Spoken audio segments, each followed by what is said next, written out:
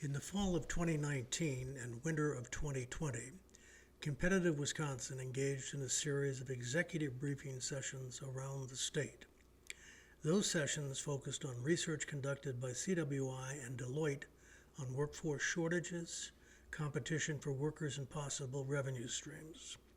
They also focused on the conclusions and recommendations that came out of collaborative discussions and meetings held around the state on these issues in 2018 and 2019.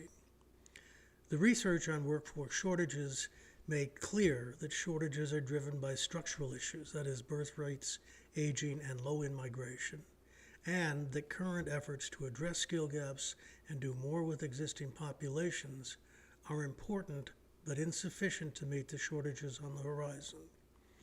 More specifically, Wisconsin is facing 6 major structural challenges, including a shrinking workforce population, underscored by this overly optimistic chart from the state's 2014 Talent Development Strategic Plan, which indicates that as early as 2012, officials were projecting significant worker shortages by 2020.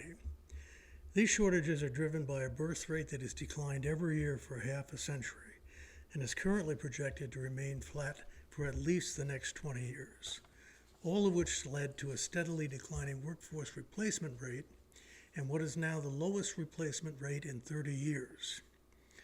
Wisconsin's second major challenge is that it has been unable to offset its declining population numbers with workers from outside the state, consistently ranking in the bottom fifth of the states in terms of in-migration. Adding to the lack of workers coming into the state, between 1990 and 2015, Wisconsin experienced a net out-migration of more than 80,000 young workers.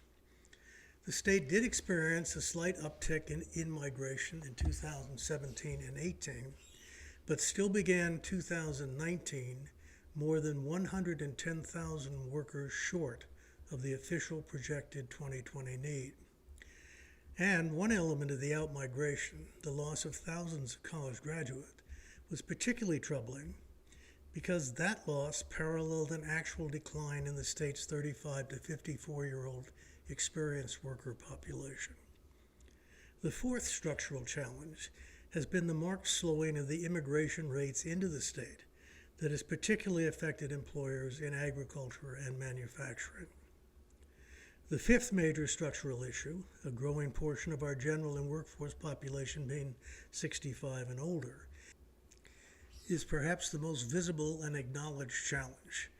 But it is worth noting 2 things about Wisconsin's aging population. First, it is aging and growing very rapidly. And second, as the workforce becomes more urban and suburban and young people leave for jobs, the impact of an aging workforce is hitting rural areas the hardest. And lastly, we need to recognize that workforce shortages generate public and private sector revenue shortages that affect Wisconsin's ability to deliver public services and to sustain the sort of communities we need to compete for workers now and in the future. If, for example, the 2014 projection that we will be short 46,000 workers in 2022 actually occurred, it would result in the loss of more than $2 billion in income and a loss that year of $181 million in state income and property taxes. A Pew Foundation study projects a loss in Wisconsin of some 118,000 25 to 54-year-old workers by 2040. If that were to happen, the tax loss for that year would come close to $500 million. And keep in mind, this threat looms over the state at a time when a larger and larger share of the federal dollars for state and local governments are being claimed by healthcare costs. All of which makes clear that it is impossible to look at the current demand for workers in Wisconsin and the decline in birth rates and conclude that the state can meet its workforce needs without recruiting new residential workers.